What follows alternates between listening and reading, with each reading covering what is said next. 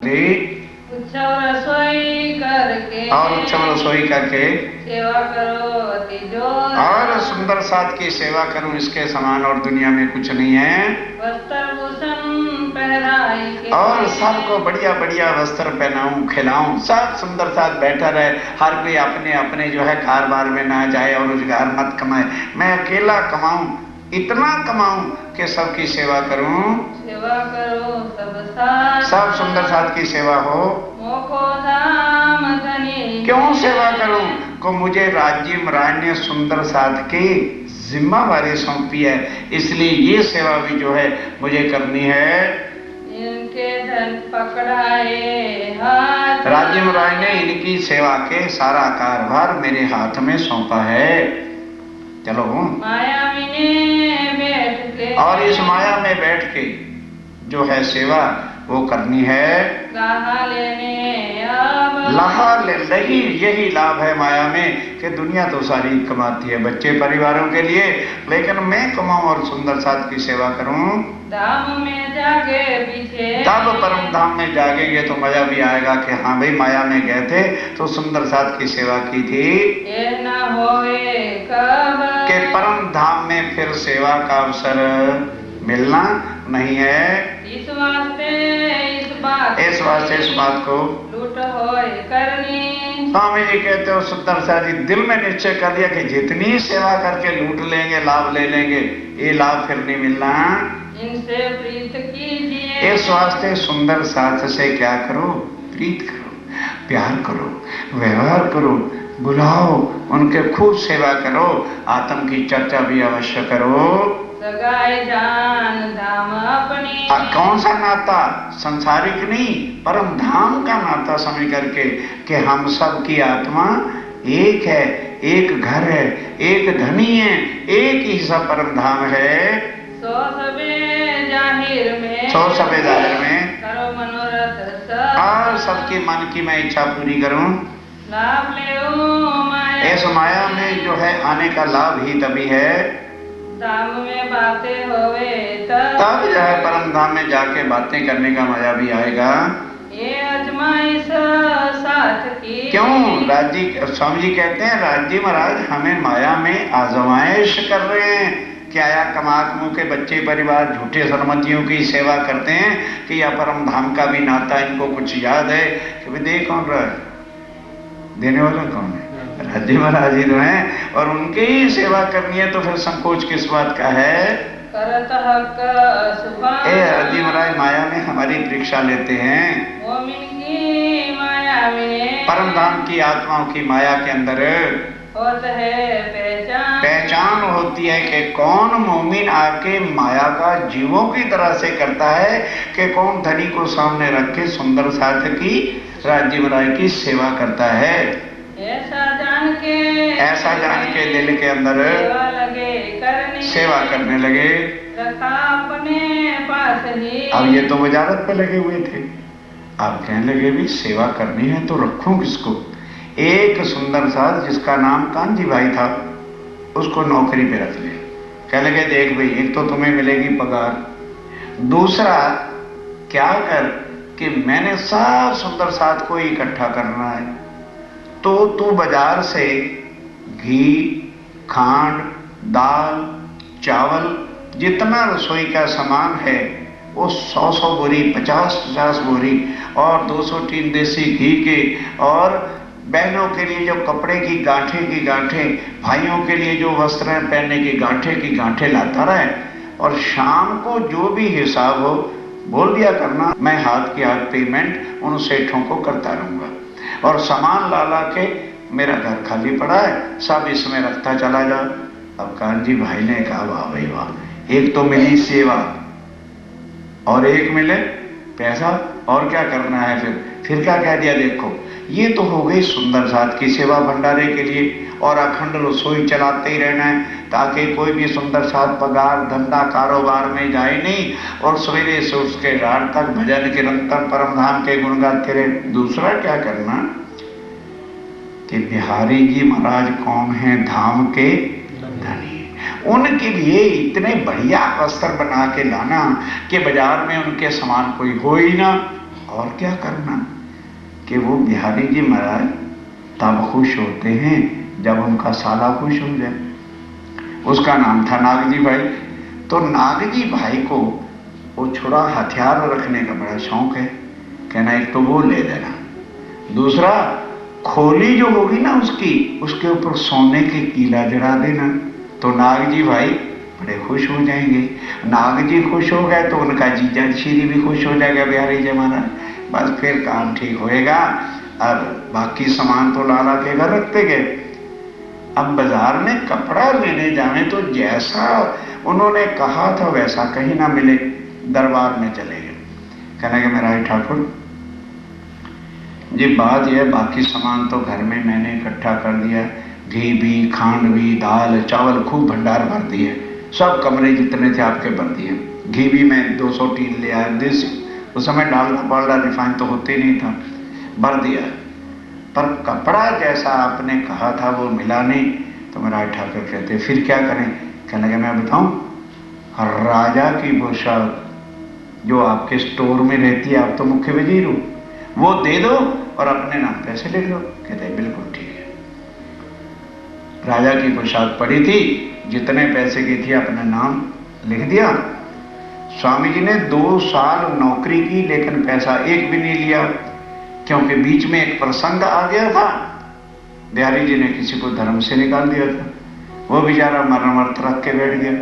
मरने लगा तो फूलबाई जो मेरा ठाकुर की पहली पत्नी थी, उसने कहा परम धाम में जाके शक्ल क्या दिखाएंगे, बिहारी जी के डर के पीछे सुंदर सा तड़प तड़प के मर जाएगा तो क्या होगा जो बिहारी जी कहेंगे मैं सहन करूंगी।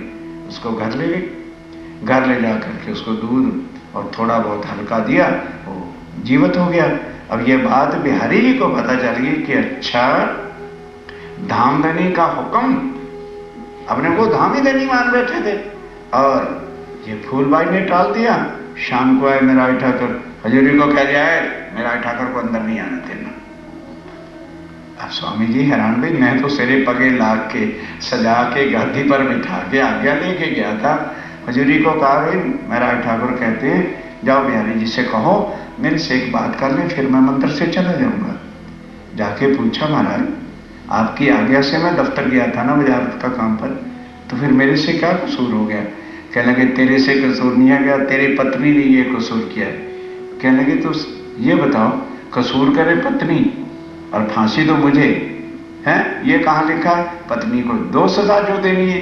कहने लगे अच्छा बड़ा बोलना आ गया तुझे, धामधनी के सामने बोलते हो, फिर या ऐसे सुंदर साथ छोड़ दो और या अपनी पत्नी को छोड़ दिया। कहने लगे ये कौन सी बड़ी बात है, पत्नी छोड़ी। सुंदर साथ जी सुनना बड़ा है। हमें तो बैठे बैठे पिताश्री का फोन आ जाए ना, भैया आप तो कर रहे पड़ से। क्यों? पिता खोटा काम करे तो क्यों करे? पिता कहे गद्दियों की पूजा करो, नहीं करते। पिता नाराज होता है हो जाए। पिता की सेवा करने का फर्ज है, ना कि पिता को खोटा काम कहे तो हम उसके पीछे लग जाएं। ध्यान के साथ स्वामी जी ने तुरंत कहा बिहारी जी महाराज अगर ऐसी बात है मेरे कारण से समाज में फूट पड़ती है तो पत्नी को छोड़। अब 2 साल तनख्वाह ही नहीं ला, कोई बच्चा नहीं, परिवार नहीं, कुटुंब नहीं, कबीला नहीं, पैसा वहां जमा होता रहा। अब जितना जितना पैसे का सामान आता है वो डेली अपने नाम लिखते रहते हैं। अब कामजी भाई जो सामान इकट्ठा कह रहा था उससे गलती क्या हो गई?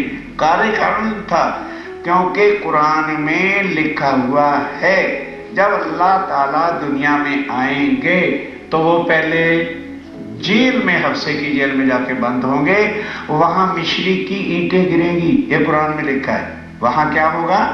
मिश्री की ईंटें गिरेगी, जो उस मिश्री को खाएगा वो सीधा परम धाम चला जाएगा। तो मैंने ये क्वेश्चन भी उससे किया था, यहां का जो बड़ा काजी था। मैं कह जी ये बताओ बर्फ गिरती है ना, बारिश होती तो कई बार बर्फ भी गिरने लग जाती, मोटे मोटे ओले जिसको कहते हैं। तो उस समय जो आदमी बाहर खड़ा रहे 2 मिनट में तो उसका सिर फट जाएगा, मर जाता है। तो जब आकाश से मिश्री पत्थर गिरेंगे तो चूसेगा कौन? सारी दुनिया ही मर जाएगी पत्थरों से, मिश्री से, खाएगा कौन? कहने this is beyond our capacity, we can't explain. क्या ठीक? सुंदर शाह जी, स्वामी जी जब जेल में, अभी तुम्हारा कारण बन रहा है, जेल में जाएंगे, वहां पूर्ण ब्रह्म अक्षरातीत युगल स्वरूप दर्शन देंगे, और फिर वो इनके अंदर बैठ के परम धाम की वो वाणी उतरेगी। जो इस वाणी को खाएगा वो सीधा, ये है विश्व गीत है। तो ये सारा प्रमाण सत्य होना था। इस वास्ते कारण क्या बना, कांजी भाई सीधा वो कपड़ा जो राजा का लाए थे वो जाकर के बिहारी जी को दिखा दिया कि बिहारी जी महाराज देखिए ना, ये पोशाक आपको पसंद है। बिहारी जी हैरान कि इतना सुंदर कपड़ा तो बाजार में कभी मिलता नहीं। कहने लगे भाई क्या बात है, सच सच बता, धामधनी का हुक्म है, ये क्या बात है। वो बेचारा डर गया और सब कुछ बता दिया कि इस तरह से महाराज ठाकुर बहुत बड़ा मेला करना चाहते हैं और सब सुंदर साध को इकट्ठा करना चाहते हैं। उन्होंने 200 बोरी चीनी और इतना घी, इतना दाल, इतना सब भंडारा भरा है और फिर वो भंडारा करना चाहते हैं, और आपके लिए पोशाक है। उन्होंने राय दरबार से दिए। बहुत ठीक है, जाओ जाओ, चले गए। अब बुलाया साले को, नाग जी भाई गद्दी को खतरा है, अगर महाराज ठाकुर ये सारा भंडारा करेगा तो सारा सुंदर साथ किसके पीछे जाएगा, तो अपनी गद्दी चली जाए। हाय गद्दी, हाय गद्दी। कहने कि ये कौन सी बड़ी बात है, मैं आज ही राजा के दरबार में जाके शिकायत कर देता हूँ। राजा कान के कच्चे होते, माल स्वभाव सब हड़प कर दिया जाएगा और महाराज ठाकुर को जेल में डाल दिया जाएगा। ना रहेगी बांस ना रुपये की बांसुरी। क्या शाबाश नाग जी भाई, बहुत बुद्धि वाले हो, आज ही जाके ये काम करो। बस राजा को जाके रिपोर्ट देगी। राजा तो बस सुनते साथ कहने लगे सरकार आपको नहीं विश्वास तो आप खोलो, तुम्हारे लिए जो पोशाक का कपड़ा आया था वो भी मेरा ठाकुर चोरी करके ले गया। ठीक भाई। अब तुरंत राजा ने हुक्म दिया मेरा ठाकुर के घर छापा लगा दिया जाए। जाके छापा लगाया, 200 बोरे दान पड़े, 200 टीन घी के पड़े, शक्कर पड़ी है इतनी बुरी। राजा ने बुलाया, क्यों भाई, ना तो तेरी पत्नी हाँ और ना तेरे को बच्चे, तो इतना सामान किसके लिए बुलाया। कहने लगे जी मैंने बुलाया है, अपने खर्चे से मंगाया। राजा ने ना आओ देखा ना ताव देखा। 3 भाई उस समय घर पे थे, मेरा ठाकुर, सांवलिया ठाकुर और उदो ठाकुर। गोवर्धन ठाकुर धाम चल गया था और 5वां मंडई चला गया था पत्नी को लेकर हरवंश ठाकुर काम के लिए। तीनों को उठा के नजर पर, घर के सब सामान सील। अब जेल में जाकर मेरा ठाकुर राज्य से अर्जी करते हैं, राज्य महाराज क्या सुंदर साथ की सेवा करना पाप है। मैंने कोई पत्नी के लिए कुछ नहीं किया, मैंने बच्चों, मेरा बच्चा ही कोई नहीं था, मैं किसके लिए करता। मैंने तो नौकरी भी की थी तो फक्त तो सुंदर साथ की सेवा के लिए किया था। हो मेरे धनी मुझे आके बता तो दो, परम धाम में अवश्य रोज आपके दर्शन होते हैं। परम धाम मेलो सुदीवे दुर्लभ मेलो संसार। अब वहां ब्रेहा जो उतरता है खटुती का, वो वहां उतरता है। अब उसके बाद बहुत खाना पीना छोड़ दे, पानी भी छोड़ दे।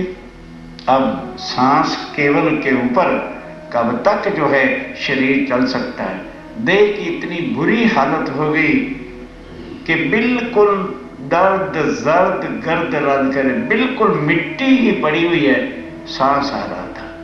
तब भी जब राज्य ने दर्शन नहीं दिया तो अंगूठा उठाया, ये सांस की जो नाली है इसको दबा दिया। शरीर में दम तो था नहीं, तब सांस भी छोड़ो, सांस खत्म हो गया। अब अंदर से निकली आत्म जो अंदर इंद्रावती की थी, तो जैसे निकली तो सामने जुगल स्वरूप राज्य और श्यामा जी। तब देखा कि हैं, कहने लगे भाई, राज्य कह रहे तेरे ही खातर मैं देवचंद जी के तन में बैठा था, तूने सतगुरु सतगुरु कहता रहा लेकिन तुम्हें धाम धनी की और खान की नहीं, तब रोते हैं, हो मेरे धनी धाम के दुल्हा, मैं कर ना सकी पहचान। अब रो याद कर कर जो मारे हेत के वन। आप हमारी आत्मा को जगाने के लिए झंझोड़ते थे, प्रेम से फटकारते भी थे, पर हम यही सोचते थे, सतगुरु कह रहे हैं, मैं ना जान सकी कि मेरी आत्मा को जगाने के लिए आप देवचंद जी के तन में आकर के बैठे थे। तब हे धनी, एक चांस मुझे और दे दो, आप किसी तन में बैठ जाओ, मैं आपकी पहचान कर लूं और जी भर के मैं आपकी सेवा कर लूं। कहने लगे ना, अगर एक एक के लिए मैं 20-20 तन धारण करूंगा तो जागने का काम कैसे होगा। अब हम युगल स्वरूप तेरे तन में बैठेंगे, और जो देवचंद जी के तन में बैठ के कहा था वो कार्य अब सब तेरे तन से होगा।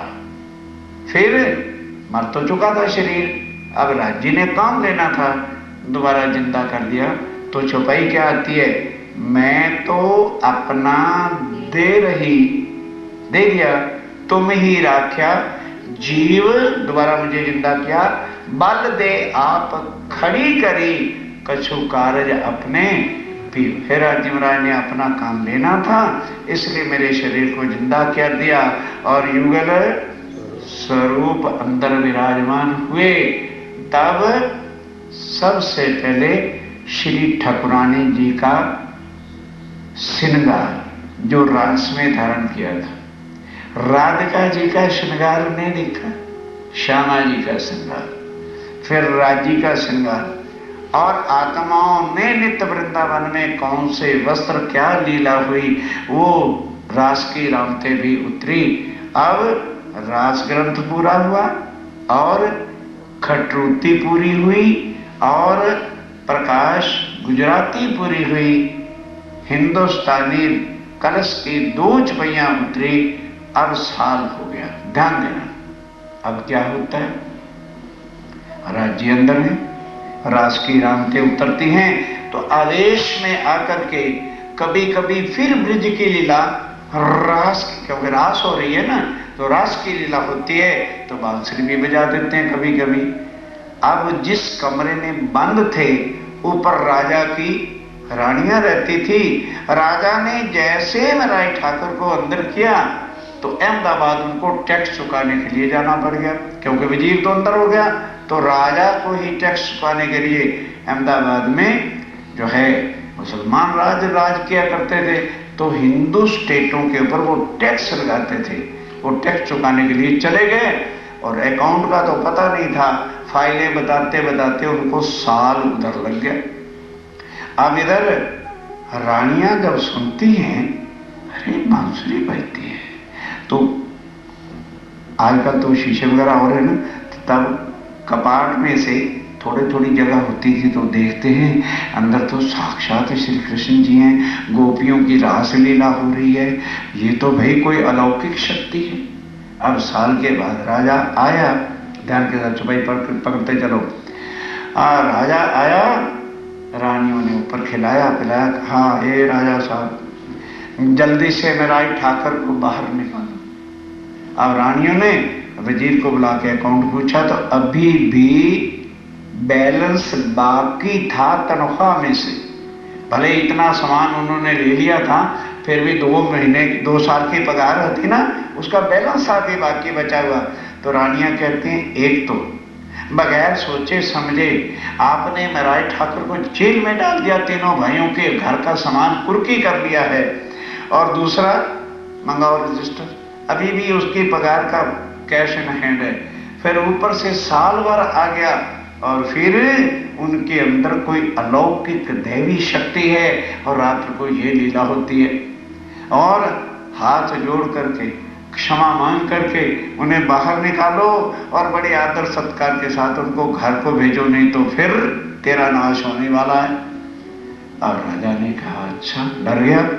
रात को देखा तो राज्य महाराज की शक्ति से वो रास की रामते उतरती थी, सारा काम हो रहा था। तब मेरा ठाकुर तीनों भाइयों को बाहर निकाला और आम जनता को सूचना दे दी कि आज वहां पर सारी जनता इकट्ठे हो जाओ, मेरा ठाकुर का फैसला सुनाया जाएगा। तब सारी जनता के सामने जामनगर के राजा ने क्षमा मांगी कि भाई हमको किसी चुगलखोर ने शिकायत कर दी थी और मुझे तुरंत फिर अहमदाबाद जाना पड़ा। मेरे से बड़ी भारी भूल हो गई थी, अभी भी मेरा राय ठाकुर का बैलेंस बाकी है, तो इस बदले में जो मेरे से भूल हुई है तो जामनगर का स्टेट का तीसरा हिस्सा नगर का जो है मैं राय ठाकुर को वहां का राजा स्वीकार करके वो स्टेट उनको देता हूं। अब स्वामी जी को राज करने को रहा है, वो तो अपने वो वाणी जो अमूल्य धन है जो दुनिया में नहीं था। कौन कौन सी किताबें उतरी थी? रास, प्रकाश और कटौती।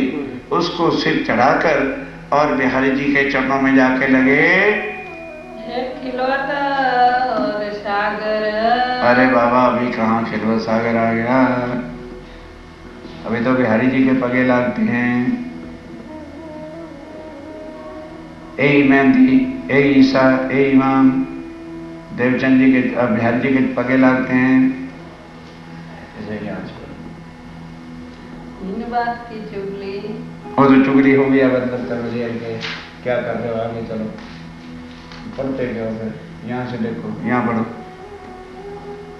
फिर कहो हमसे कि हाँ। जाको प्रभुतपुरी। चलो आगे चलो, यहाँ चलो और आगे बढ़ो और पढ़ना। मैं तो बैठा एक शहर और तो हो गया, यहाँ पढ़ो। फिर यही बात को उठाया दूर होवे गुमान, सेवा लगा कान जी करने। चलो आगे चलो, साथ साथ तो छपाई नहीं पकड़ पाते हो। चलो यहाँ चलो। तो व्यासे गुज के कहा, चुक के कहा, मुहे कहत तुम क्या शास्त्रों में ऐसा लिखा। नहीं यहाँ चलो। यो करते नित्याने होए बहुत राजी, सब कांजी सो फिर कहा। कांजी तो अभी जूनागढ़ में कहाँ गए हैं। यहाँ चलो, चुपाई पकड़ो तो दोहरा दें। बिहारी जी के चरणों में आ गए, जेल से निकल गए। तो बैठा था एक शहर में, तेरे आगे नजर। हाँ यही बिहारी जी कह रहे हैं। चलो आगे पीछे आओ, पीछे आओ दो चार। किताबें लेके, हाँ ध्यान के साथ। वो जो वाणी अक्षातीत पार ब्रह्म ने बैठ के किसके हृदय में, राय ठाकुर इंद्रावती के हृदय में अपने आवेश से लिखी थी, जिसको स्वरूप साहब कहते हैं। पहला ग्रंथ कौन सा है? रास का। दूसरा कौन सा है? प्रकाश का। फिर तीसरा कौन सा है? कटौती। ये जो वाणी उतरी थी, राजपाट थोड़ा राज्य ने आके करना था दुनिया का। वो किताबें लेके बिहारी जी के चरणों में आके लगे बिहारी जी के कदमों में आके प्रणाम किया बातें बीतक की, और सारी अपनी बीतक की बात सुनाई कि कैसे कैसे हुआ, कैसे मुझे राज्य के दर्शन हुए, कैसे राज्य महाराज मेरे अंदर बैठे और कैसे ये किताबें उतरी हैं। पाया सुख आत्मा, पाया सुख आत्मा, ये किताबें लेके, ले किताबें बिहारी जी के कदम, लगे बिहारी जी के कदम, बातें बीतक की करी, सब बातें बीतक की करी, पाया सुख आत्मा, पाया सुख आत्मा, पाया सुख आत्मा। यहाँ तक तो सुंदर साथ जी मिक्स प्रोग्राम चल रहा था। अब कल की चर्चा में सत्य और झूठ जुदा जुदा होगा और स्वामी जी किताबों को लेके चल देंगे यहाँ से। फिर बिहारी जी का रास्ता गादीपतियों का जुदा और स्वामी जी का रास्ता जुदा। कैसे सत्य चलता है और कैसे झूठ।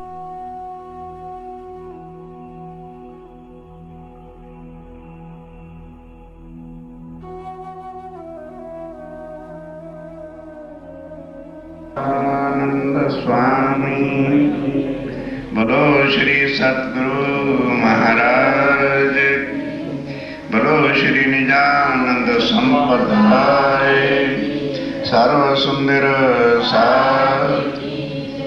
चलो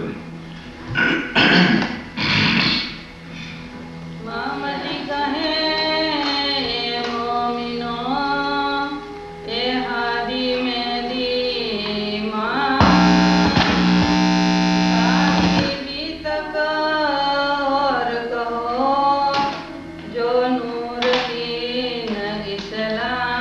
जो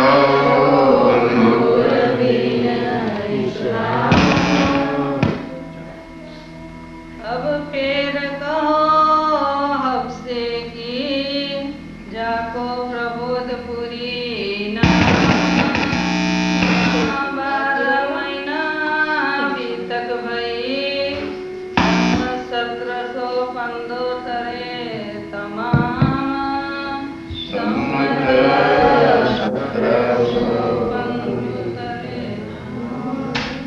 फरमाइए सुंदर साहब जी। श्री महामती कहे मोमनो, यही खादी, यही मेहंदी, यही ईमान। जब हफ्से जेल में गए थे तो महराज ठाकुर थे। अब वहां पर हफ्से के अंदर रुदन कर करके तड़प तड़प कर अपने धनी को याद किया कि हे राज्य महाराज, मैं तो सुंदर साथ की सेवा के लिए सब काम कर रहा था। कोई मेरी पत्नी नहीं थी, बच्चे नहीं थे, केवल यही लक्ष्य लिया था कि सुंदर साथ की सेवा करूं इस संसार में पैसा कमाकर। तो क्या सुंदर साथ की सेवा का लक्ष्य भी गलत है क्या? लेकिन राज्य महाराज इनसे ये संसारी सेवा नहीं लेना चाहते थे, वो अखंड परमधाम की वाणी का इस तन में बैठ करके ही 14 तबक को मुक्ति का ज्ञान देना चाहते थे। इसलिए फिर जब उन्होंने अपनी दृष्टि से तड़प तड़प के यहां तक हो गया कि इस तन को मैं रख के क्या करूंगा, जब मेरे धनी भी मुझको नहीं मिलते हैं, तब सांस भी छोड़ो, अपना हाथ उठाया और ये जो सांस वाली नली होती है उसमें दबा दिया, खत्म हो गए। तब साक्षात राज्य ने दर्शन दिए और सारी भविष्य की बातें बताई। फिर युगल स्वरूप अक्षरातीत पूर्ण ब्रह्म उनके हृदय में बैठे। तो अब कहते हैं कि अब ये खाली महराज ठाकुर नहीं है, क्योंकि जब अक्षरातीत उस तन में विराजमान हो गए तो उस दिन से बन गए प्राण, अब बने प्राणनाथ। अब उसको कुरान में हादी मेहंदी इमाम भी लिखा है। 1715 का पूरा वर्ष हफ्से में रहना पड़ा। क्यों?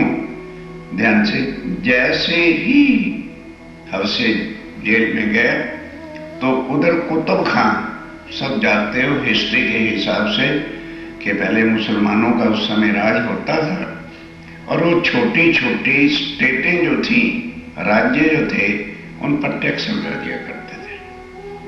अब इधर वो जेल में गए, उधर कुतुब खान ने जामनगर के राजा को नोटिस दे दिया कि या आके तुम अकाउंट दो, नहीं तो ठीक नहीं रहेगा। अब वजीर तो हफ्से जेल में है, तो कौन आके अकाउंट देता? तो स्वयं राजा अकाउंट देने के लिए चला गया। फाइलों की खबर नहीं थी, साल उधर ही लग गया।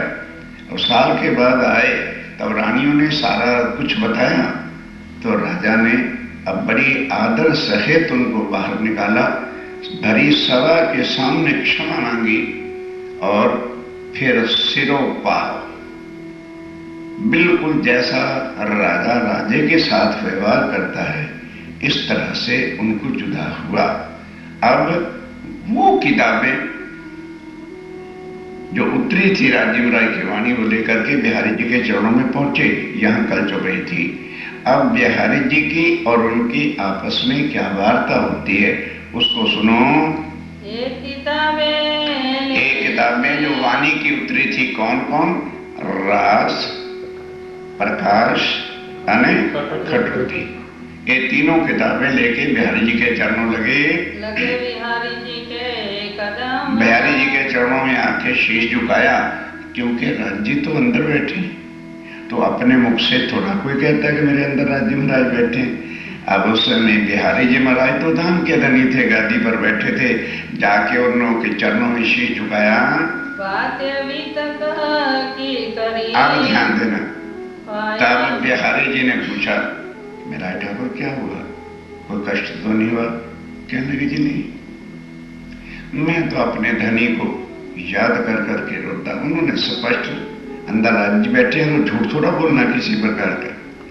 तो कह दिया, मैं लिया पिया दिल से, धनी बैठे मेरे अंग, कि साक्षात मुझे राज्य में राय के दर्शन हुए, उनसे मेरी ये बातें हुई और वह धामधनी अब मेरे हृदय में साक्षात विराजमान हैं।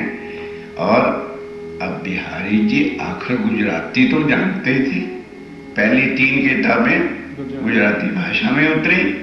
अब उन्होंने जब देखा कि खटरूती के अंदर महराज ठाकुर ने ब्रेहा किया है, रो रो के पुकारा है, हो धनिया अपन बैठे छे एक पुरी माहे। ये ब्रेहा कब का है?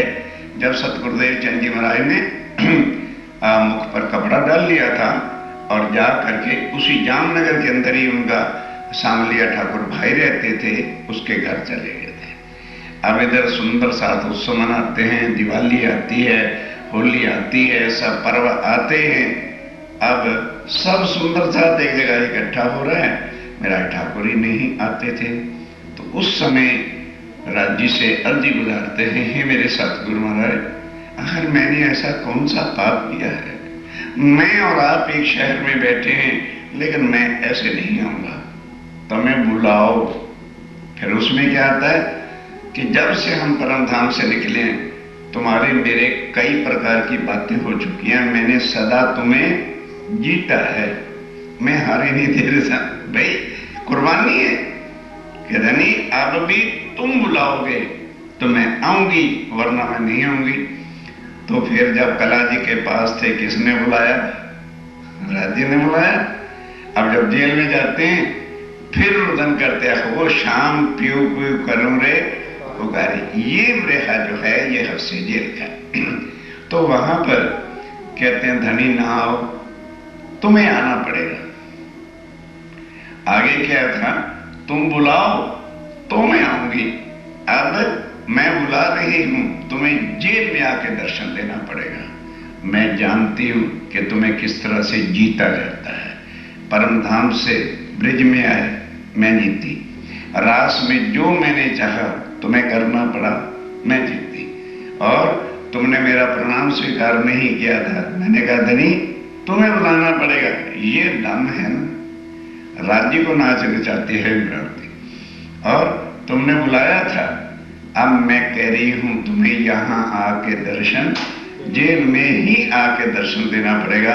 वो सारा जब पड़ा तब बिहारी जी ने कहा, भाई ये वाणी अगर ध्यान से सुंदर साथ जी, ये वाणी अगर सुंदर साथ में पसर गई, सुंदर साथ में ये वाणी जाहिर हो गई, तो मेरी पूजा कोई करेगा ही नहीं। क्योंकि फिर जिसको सत्य का ज्ञान मिल जाएगा वो कहे कि झूठ के महाराज और गद्दियों की पूजा करेगा। इसलिए बिहारी जी ने कहा तो काम गड़बड़ हो गया, मेरी गादी तो गई। उनको हर वक्त गादी की चिंता रहती थी। कहने लगे, अच्छा महाराज ठाकुर, आज सब सुंदर साथ के सामने तो ये बता दे मुझे क्या मानता है? कहते हैं, ये को पूछने की बात है, आप तो हमारे धाम के धनी हैं। कहने लगे, ठीक है ना, मानते हो ना? कहते ये नाम मानता होता तो मैं आपके चरणों में दोबारा क्यों मानता? कहने लगे, तो फिर ये बता, जब मैं और आप एक शहर में बैठे थे तो रोता किसको रहा है? तो जो इतना वरेहा किया है खटुती के अंदर, किसको रोता रहा है? तो ये बता, तेरे रोने का श्राप मुझे पड़ा है ना? बोलो इसके बदल में तुम्हें सजा क्या दूं? उन्होंने कहा, जी 1 साल तो जेल काट दिया है तुम्हारी कृपा से, और जेल में भेजना चाहते हो तो भेज दो।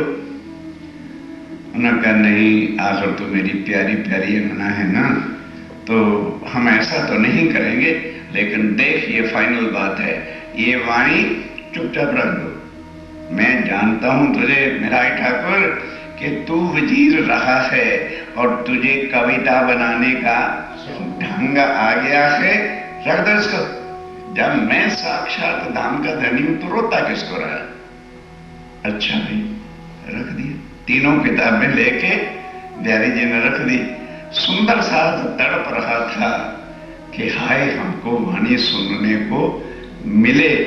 चुपई आएगी, वाणी तहां न पसरी। अब जब सुंदर साथ के हाथ में वाणी नहीं जाएगी तो सुंदर साथ क्या पहचानेगा हम कौन हैं, कहां से आए हैं, हमारा धनी कौन है, और ब्रिज में भी हम रास में आए थे कि नहीं आए, क्या लीला हो। किताबें बंद। और सुंदर साथ को कह दिया, देखिए सुंदर साथ जी, ये माया है और माया में जाके मराई ठाकर भटक गया है। जब मैं साक्षात धाम का धनी बैठा हूं फिर किसको रोता रहा है? ठीक, उस दिन की बात खत्म हो गई। अब राज्य महाराज युगल स्वरूप के स्थान में बैठे हैं मराई ठाकुर की। उन्होंने अंदर से आदेश से कहा, मराई ठाकुर तुम्हें जूनागढ़ का राज दिया है ना राजा ने, उस बहाने से लेकर बिहारी जी के पास जाओ कि हे धाम के धनी, मैं खाली बैठा बैठा क्या करूंगा, आप मुझे आशीर्वाद दो। मैं जूनागढ़ की जो स्टेट है उसमें जाके खेती बाड़ी कराता हूं और अपने राज्य को कायम करता हूं, पर आपके आशीर्वाद के बिना क्यों चाल से? मैं कहा हाँ, अब तुम्हें सुध आई है ना, जाओ मेरा आशीर्वाद है, खेती खूब जो है अनाज देगी। कहने लगे जी बस उसको मैं गाड़े के गाड़े भर भर के तुम्हारे पास भेजूंगा, सब सुंदर साथ की सेवा करना। कहने लगे जाओ, आशीर्वाद है किस बात का है? खेती अधिक फसल दिया करेगी, वो आशीर्वाद दे दिया। फिर महाराज ठाकुर कहते हैं, हे धामधनी, मैं अकेला उधर जा रहा हूं तो मेरा दिल कैसे लगेगा, मैं तो उदास हो जाऊंगा। वो जो मेरी किताबें हैं ना वो मुझे दे दो। बिहार जी ने कहा शाबाश, ले जा। ना रहे बांस ना सुंदर साथ वाणी देखेगा और ना उनको परम धाम की चिता लगेगी। धामधनी मुझे ही मानकर गादी की पूजा चलती रहेगी। चुपचाप मेरा ठाकुर स्वामी जी को किताबें दे दी, खबरदार यहां किसी को नहीं दिखाना। लेके अब ध्यान के साथ स्वामी जी चलते हैं कहां? जूनागढ़। तो जूनागढ़ और जामनगर के अंदर आज भी वो नदी है। अब आइए उधर, फूलबाई जो पहली पत्नी थी, जिसके बारे में बिहारी जी ने कह दिया था या पत्नी को छोड़ो और या सुंदर साथ को छोड़ो, तो फिर मेरा ठाकुर स्वामी जी ने उसे वक्त कह दिया था आज से पत्नी को छोड़ा। तब फूलबाई चिट्ठी लिखती है, वो आज भी चिट्ठी छप चुकी है और गुजराती में सब जगह मिलती है कि हे मेरे प्राणों के नाथ, मैं तुम्हारे पर बहुत खुश हूं कि तुम एक स्त्री के मोह में ना आकर राज्य के चरणों को नहीं छोड़ा, और यदि मेरा तुम्हारा संबंध है तो मैं 6 महीने के अंदर अपने शरीर को छोड़ दूंगी, पर मेरी पाती को संभाल के रखना।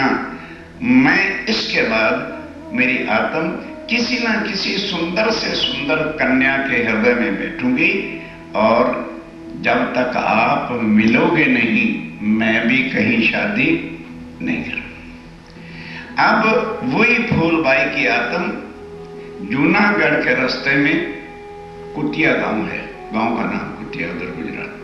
वहां महावीर नाम के एक साथी थे, उनके घर में एक लड़की थी 12-14 वर्ष की, उसमें आत्म में प्रवेश किया। तो अब उनके पिताश्री जब जब भी सगाई का लगन का काम बात करते हैं तो कहते पिताजी ना मेरा लगन हुआ है, मेरा विवाह हुआ है, चिंता मत करो। हे पिताश्री, जब मेरे प्राणनाथ आ जाएंगे मैं आपको बता दूं। करते करते लड़की की आयु होगी 20-22 वर्ष की, और आज तो फिर लोग कुछ वो करते हैं लड़की को आयु के हिसाब से। उस समय बाल विवाह हो जाते थे, अब जब जब बहुत पिता ने, माता ने, सब ने जोर लगाया, कहने लगे बिल्कुल नहीं, मेरी शादी एक हो चुकी है। उनको पूर्व सारी बातें याद थी, आत्म थी, जागरण थी।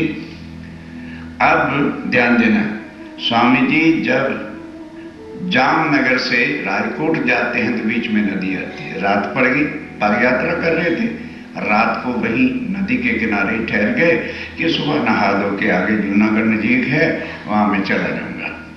तो अब स्वामी जी सुबह उठे, नहा धो के तैयार हुए, तो लोग उस नदी का पानी पीते थे। तो तेज कुंवरी जी का पिता और वे गगरी लेकर के बर्तन नदी से पानी लेने जब आए तो दूर से तेज कुंवरी ने देख लिया कि ये मेरे प्राण, तो घूंघट निकाल लिया। तो पिता कहने लगे कि बेटा अभी तो तेरा लगन नहीं हुआ, कुंवारी है तू, तो तुमने घूंघट किससे निकाला है? कहने लगे पिताश्री, मैं आपको कहती थी ना मेरी लगन विवाह हो चुका है, वो मेरे प्राणनाथ बैठे, वो सामने मेरे प्राणनाथ बैठे हुए हैं, और तुम जाओ उनको कहो कि भाई क्या तुम्हारी पहली पत्नी का नाम फूलबाई था, वो स्वीकारेंगे? क्या तुम्हारे गुरु ने इस तरह से पति पत्नी को जुदा किया था, वो स्वीकारेंगे? फिर उनसे पूछना क्या फूलबाई ने तुमको कोई लेटर दिया था? कह दे, वो कहेंगे हाँ, कह देना तो ये वही है भाई, स्वीकार, मुझे उनके चरणों में अर्पण कर देना, अब मैं घर नहीं जाऊंगी। वो जाके उनके पिता श्री जी ने सारी बातें जैसे कही, उन्होंने स्वीकार लिया। अब वहां लगन कौन करने आ रहे? स्वामी जी ने जल दिया उसके हाथ पे और बोल दिया आनंद मंगल श्री धाम धनी जब की जय, तेज कुरी श्यामा युगल पल पल कर। बस वहीं से उनको साथ ले लिया। ध्यान दो, अब कहां चले गए? रास्ते में हरजी व्यास एक दिग्विजयी पंडित जूनागढ़ में रहता था। जूनागढ़ पहुंच गए स्वामी जी। वहां हरजी व्यास राधा वल्लभी मार्ग के भागवत में, गीता में, वेदों में, शास्त्रों में निपुण दिग्विजयी पंडित किसको कहते हैं? कि जैसे परीक्षाएं होती हैं ना, तो स्टूडेंट्स यूनिवर्सिटी का रिकॉर्ड बीट करते हैं, इसी तरह से उस समय क्या होता था कि सारे पंडितों को काशी जी में, वाराणसी बनारस में चारों वेदों की, शास्त्रों की, सब ग्रंथों की शिक्षा दी जाती थी। फिर उनकी परीक्षाएं होती थी, तो जब जो सबको हरा दे और अधिक वो जीत जाए, उसको फिर एक टाइटल मिलता था दिग्विजयी। तो वो जो हरजी व्यास ब्राह्मण था, वो दिग्विजयी पद को प्राप्त करके वहां पर रहता था। अब क्या है, वो कांजी भाई जो पहले से स्वामी जी के पास सेवा कर रहा था, तो जब याद है ना, सेवा के लिए जो सामान ला रहा था, सब कुछ करके घर में रख रहा था। अब स्वामी जी जब हफ्सा जेल में चले गए तो बेचारा रोटी कहां से खाए? तो वो जामनगर को छोड़ के जूनागढ़ में हरजी व्यास के पास नौकरी करता था और उनकी रसोई का सब काम करता था। ठीक, अब जब स्वामी जी जूनागढ़ पहुंचे तो हरजी व्यास से मुलाकात हो गई। अब हरजी व्यास बड़े आदर सत्कार के साथ स्वामी जी को घर ले गया। अब ध्यान देना, तो थोड़े दिन हुए, चाहे दिग्विजयी पंडित हो, चाहे कितना विद्वान हो, एक ना एक दिन इस दुनिया से जाना होगा। हर एक ने मरना, चाहे सेठ हो, चाहे अमीर हो, चाहे गरीब हो, चाहे पंडित हो, चाहे अनपढ़ हो। तो ध्यान देना, ये कांजी भाई उसकी सेवा में थे कि एकदम ऐसी हालत खराब हो गई कि जैसे आदमी नियर टू डेथ हो जाता है, तो घर वालों ने उसको उतार के नीचे, जैसे हिंदू प्रथा है, मरने का समय आता है तो हर एक की बॉडी को नीचे उतार देते, उतार दिया। तो अब ध्यान देना सुंदर साहब जी, हम तो कर्मकांड छोड़ते नहीं। अब जिस वक्त वो मरने को निर्दयी हुआ तो जैसी हिंदू प्रथा थी, दीपक जला दिया तकिए के पास और दान पुण्य कराने लगे कि भाई ये भी करा लो, ये भी करा लो, आगे पीछे चाहे घर वाले पानी पूछे या ना पूछे। नहीं समझे? मरने को आएगा ना तो दान पुण्य कराएंगे ताकि अड़ोस पड़ोस वाले सब कहे भाई इसके बच्चे बहुत अच्छे हैं, इन्होंने बड़ा दान पुण्य करा है। पहले चाहे रोटी भी मांगता रहे जाए को नहीं देते। ये होता है हिंदुओं के घर का बड़ापा। ठीक, तो जिस वक्त वो अभी मरा तो था नहीं, सुचेत था, कहता रे बाबा ये दान पुण्य क्या है, यमपुरी का साधन है। तो हैरान हो गए घर वाले। तो अभी अभी वो समझा रहा है कि जो ये दान पुण्य है, कर्म है, इसका फल भोगने के लिए आदमी भव से पार नहीं होता। जो कर्म कांड रहेगा उसको यमपुरी में जाना पड़ेगा। मेरा मन क्यों दुखाते हो? ये हरजी व्यास ने कहा। अब कानजी भाई वहां खड़ा हुआ था, कहने लगे हैं ये बात तो वही कर सकता है जो परम धाम की आत्मा हो, जीव कैसे ऐसी बात कर सकता है? पर अब ये जिंदा कैसे रहे? अगर ये जिंदा हो जाए तो स्वामी जी आए हुए, फिर इसका अभिमान अहंकार जो है ना, मैं दिग्विजयी पंडित हूं, स्वामी जी की कृपा से इसका अभिमान टूट जाएगा। तो हरजी व्यास तो लेटे हुए थे, घर वाले दान पुण्य करा रहे थे। कानजी भाई भागा भागा भागा स्वामी जी के पास चला गया। वो तो घर में ठहरे हुए थे। स्वामी जी ने कहा क्या बात है भाई, भाग भाग के आ रहे हो, खैरियत तो है? कहने लगे हे धामधनी, जिस हरजी व्यास के पास मैं नौकरी करता हूं, आज उसकी हालत खराब थी और घर वालों ने नीचे उतार के दान पुण्य कराना शुरू कर दिया। तो वो कहता है मैं इस इंड का नहीं हूं, मेरा ना कल पाओ मन। फिर उन्होंने कहा फिर आपकी इच्छा क्या है? कहते मेरी इच्छा कोई पूरी नहीं कर सकता। समझने की बातें, जिसको मैंने कहा पार ब्रह्म निराकार है, तो किसी पंडित की, विद्वान की ये शक्ति नहीं थी कि मेरी बात को काट के कह दे कि नहीं साकार है। और भागवत के हिसाब से जिसको मैंने कह दिया साकार है, तो किसी की जरूरत नहीं हुई कि जो मेरे काट के कह दे कि नहीं है। हे स्वामी जी आप कृपा कर दो, वो मरे नहीं और जिंदा हो जाए तो फिर उससे जो है शास्त्रार्थ या वाणी से इसका अभिमान तोड़ दिया जाए। अब देखो हम छोटा सा काम करते, कहते मैंने किया है। स्वामी जी कहते देखो भाई कानजी भाई तुम आए हो, राज्य करेंगे, खुद राज्य अंदर बैठे हैं तो भी अपने ऊपर नहीं लेते कि राज्य करेंगे, ये जिंदा हो जाएगा। पर बात यह है तू साक्षी रहना कि इसने ये बातें कही हैं। ये नहीं हो कि जिंदा हो जाए और फिर इनकार कर दे कि मैंने नहीं बात की। कहने लगे ये तो मैं नहीं करने दूंगा। कहने लगे अच्छा जाओ, राज्य चाहेंगे तो तेरे जाने से पहले उसको होश आ जाएगी। अब कानजी भाई आए तो आके देखा कि घर वालों ने उस हरजी व्यास को फिर पलंग पे डाल रखा है। उधर हुक्म हो गया तो फिर क्या बात थी, अब होश हो गई। अब कानजी भाई ने सोचा कि भाई आगे तो मैं करता था नौकरी, नौकर को कहो ना थैला दे दो डॉलर, जा साग सब्जी ले आ, तो जाके कहेगा अरे भाई आधा किलो भिंडी दे दो, तो दुकानदार पक्की देवे कच्ची देवे काटी देवे जैसे देवे लेके आ जाता है। आके वो घर वाले डांटे कैसे लाया? बीबी जी मैं क्या करता, जैसा मैंने उनको कहा था उन्होंने मुझे दे दिया, ले आया। ये तो होती है नौकरी। अब वो लगा सेवा करने, तो क्या करे, खेतों में चला जाए, ताजी ताजी बिल्कुल कोमल कोमल टिंडे, देसी तुरई और लौकी दूधी लावे और खूब ढंग से बनावे, छोंक लगावे ताकि ये जल्दी से जल्दी ठीक हो जाए।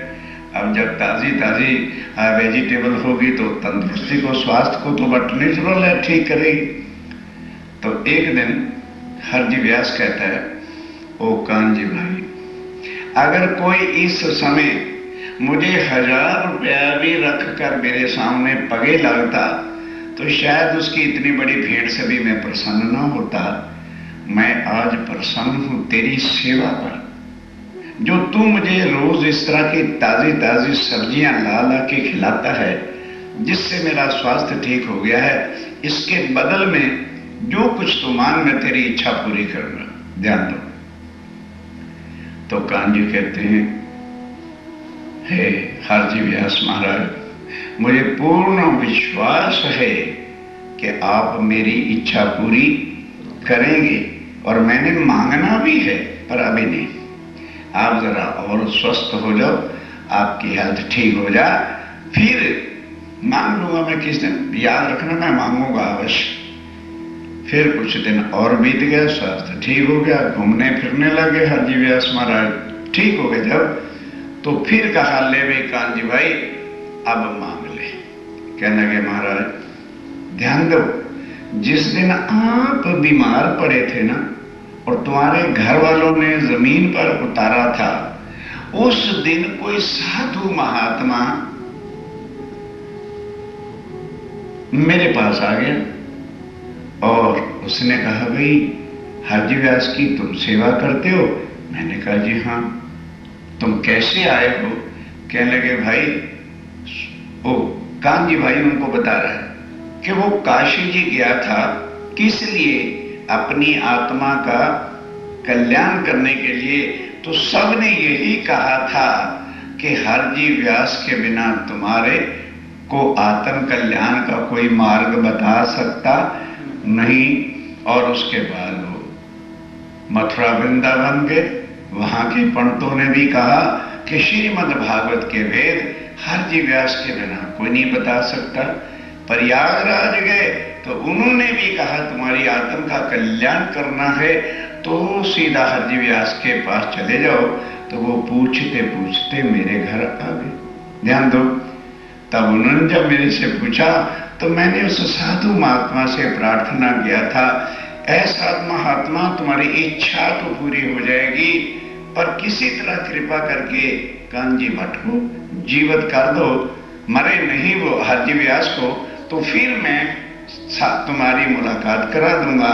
तो उस साधु महात्मा की कृपा ही से आप जीवित हो गए हो। तो वो कुछ चर्चा सुनना चाहता है, उनको चर्चा सुना दो बस, और मेरी डिमांड पर्सनल कुछ नहीं, मुझे कुछ नहीं चाहिए। कहने हरजी व्यास कहते, वाह भाई वाह कान्ह जी भाई, एक तो तूने मेरे शरीरक सेवा किया, और दूसरा मेरी आत्मा के लिए प्रसंग बना दिया। भाई हमारे पंडितों का तो काम ही यही है कि हर वक्त आने जाने वालों के संशय मिटाने और चर्चा सुनाने। जाओ उस साध महात्मा को अभी बुला के ले आओ। जिस तरह से एज लाइक आपने खेतों में जाकर हरी हरी ताजी ताजी सब्जियां ला के मेरी सेवा की है, तो मेरे पास ये खेत है किसका? किताबों का। हर प्रकार की किताबें, वेद शास्त्र पुराण गीता भागवत सब हिंदू धर्म के सब रखे हैं। तो जिस ग्रंथ से वो साधु महात्मा कहेंगे ना कि मुझे चर्चा सुनाओ, उसी तरह से मैं सब रहस्य खोल के उसके संशय मिटाऊंगा। ठीक। अब कान्ह जी भाई गए, स्वामी जी को कहा कि स्वामी जी अब आ जाओ, आज मौका हाथ आ गया है। कहने लगे, देखो स्वामी जी कहते हैं, देख खबरदार, मुझे वहां स्वामी जी न करते रहना, तो मेरी जाके खाली मुलाकात करा दे, फिर ये ना चिंता करना कि मैं तले बैठा हूं तो तेरे दिल को गुस्सा आ जाए, हमारे धाम धनी और नीचे बैठे हैं और ये पंडित ऊंचा बैठा है। भाई उनका घर है, उनका आसन है, तो मुझे खाली मुलाकात करा दे, फिर मैं जानू और तेरा हरजी व्यास जाने, देखते हैं क्या होता है। मैंने कहा जी ऐसा ही करूंगा। अब स्वामी जी चुपे हाथ में है ना, अब स्वामी जी को लेके कान्ह जी भाई हरजी के साथ मुलाकात कराता है। तब कान्ह जी ने श्री जी सो, अरे भाई हो गया है, तो श्री जी सो आके कहा, वो साथ लेके चल रहा है ना, चलिए हाँ पढ़ो पढ़ो। दिया मिला, हाँ श्री जी सो कराए दिया मिला, स्वामी जी को लाके उनसे मुलाकात करा दी। मिलते ही सुख उपजा। किसको? हरजी व्यास को। बड़ी खुशी हुई कि ये आ गए हैं। स्वामी जी ने भी देखा कि अच्छा धर्माचारी बना बैठा है, ठीक है। आके चरणों लगे स्वामी जी। बड़े बड़ाई ना करें, बड़े न बोले बोल, हीरा मुख से कब कहे लाख हमारा मोल। इतनी नम्रता। श्री राज्य महाराज अक्षरातीत उस तन में बैठे, वो आके पगे लागे। पूछी खबर इन उनको। जब सुंदर शाह जी चौपाई सुनोगे तो बात पकड़ में आएगी। पूछी खबर इन कौन? हरजी व्यास। उन कौन? स्वामी जी को, क्योंकि उनके घर आए हैं तो हरजी व्यास ही तो पूछेगा। आओ साथ कि तुम रहते कहाँ हो? कहते कि महाराज संतों का क्या ठिकाना होता है, मैं परदेसी। राज्य महाराज कह रहे हम तो प्रदेश में आए भाई, हमारा काय का ठिकाना है? जहां रात पड़ती है सो गए, सुबह उठे आगे चल दिए। मैं तो एक परदेसी आदमी भटकता फिरता था कि मेरी कोई आत्मा का कल्याण करे। काशी जी गया तो वहीं आपकी महिमा थी, हरिद्वार में गया तो आपके लोग गुण गा रहे थे, मथुरा वृंदावन गए तो आपकी महिमा थी, प्रयाग, ये चार ही खास हिंदू के स्थान थे कि बस फिर जहां जाऊं लोग यही कहें कि आत्म कल्याण करना है। तो हरजी व्यास के बिना कोई भी ज्ञान सुना सकेगा नहीं। और उस दिन मैं पूछते पूछते आया तो ये आपका जो सेवक कांजी है, इन्हें कहा भाई ऐसे करो, परमात्मा से प्रार्थना करो, और वो जीवित हो गए तो मैं चर्चा सुना दूंगा। तो मैंने उस पार ब्रह्म के चरणों में प्रार्थना की कि मेरी आत्म के कल्याण हरजी व्यास जो है जिंदा हो जाए। तो उनकी कृपा से आप जिंदा हो गए। भले साध तुम आए। एक एक शब्द सुनो, बड़ा इंटरेस्टिंग विषय। हरजी व्यास कहते हो साध तेरी बड़ी खुशी नसीबी, तेरा भाग बड़ा ऊंचा है, मेरे बिना कोई भी आत्मा का कल्याण कर नहीं सकेगा।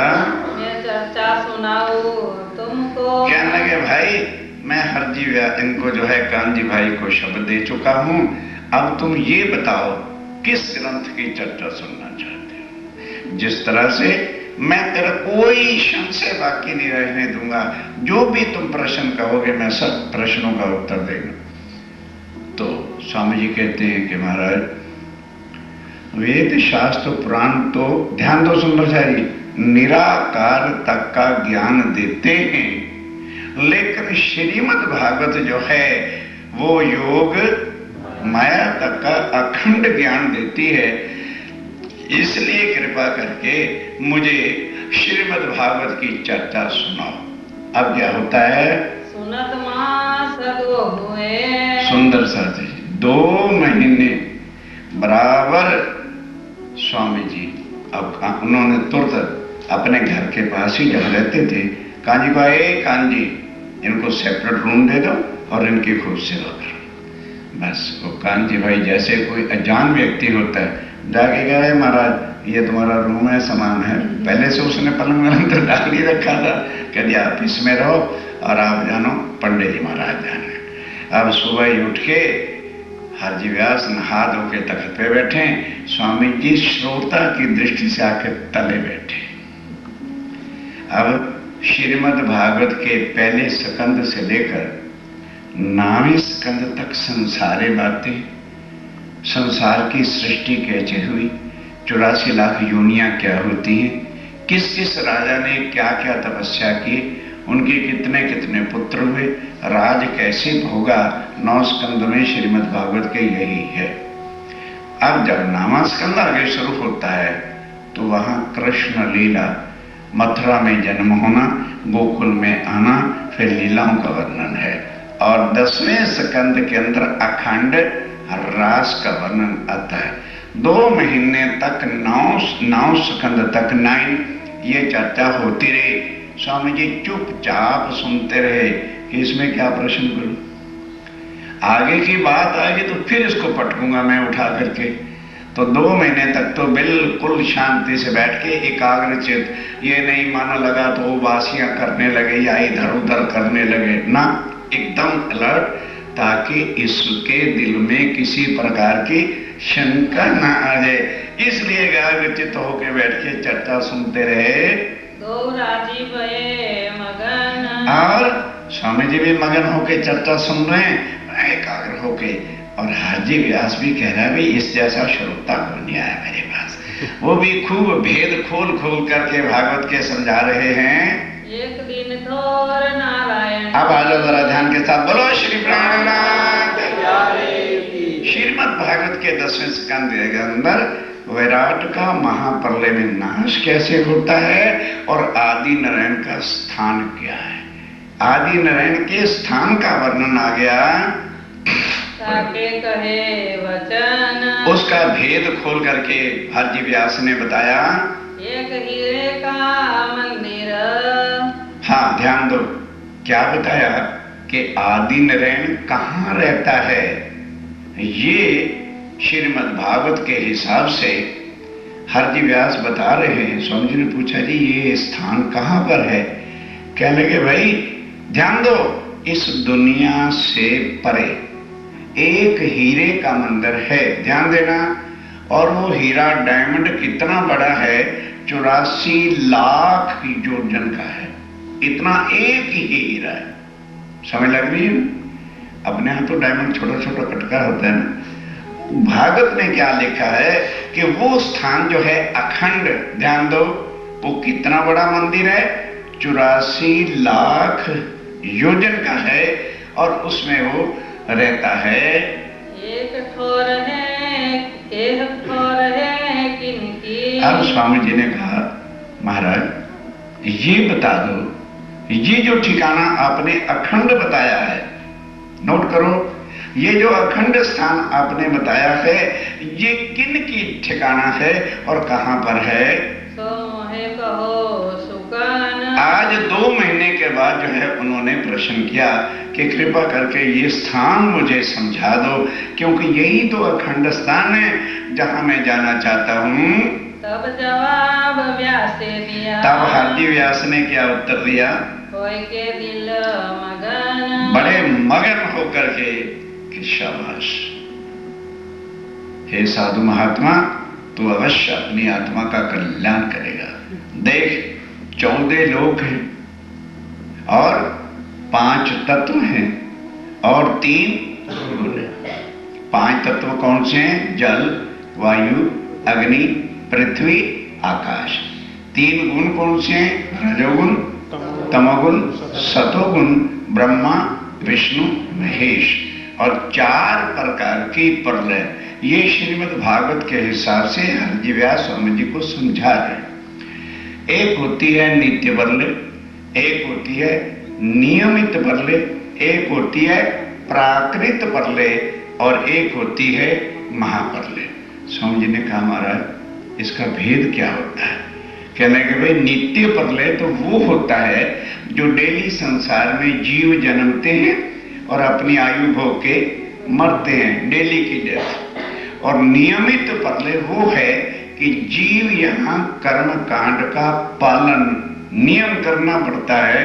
वो स्वर्ग के राजा इंद्र जो है 9 लोक का प्रलय करते हैं उसको कहते हैं नियमित प्रलय। और प्राकृत प्रलय जो है एक स्वर्ग से ऊपर वैकुंठ बच जाता है 13 लोक का प्रलय होता है उसको कहते हैं प्राकृत प्रलय। ध्यान के साथ सुंदर साहब जी अब हरजी व्यास ही बता रहा है कि जब महाप्रलय होती है तो 14 लोक देवी देवता सब देवियों का नाश सब त्रैगुण का नाश और 14 लोक तक सब प्रलय में लय हो जाते हैं। ये श्रीमद् भागवत 12वां स्कंद दूसरे अध्याय में 4 प्रकार की प्रलय का वर्णन है। फिर विनती करे।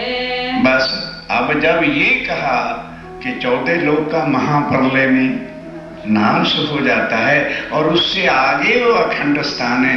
अब स्वामी जी आगे कि महाराज सब कुछ मैं आपके पगे लगता हूं। उनके चरण दबाने लगे भींचने लगे कहने लगे महाराज यही वो स्थान था जिसके लिए मैं भटकता फिरता था। और हे महाराज इस आपके बिना कोई भी इस स्थान का बता नहीं सकेगा। कृपा करके जो है मुझे वो स्थान दर्शाओ जब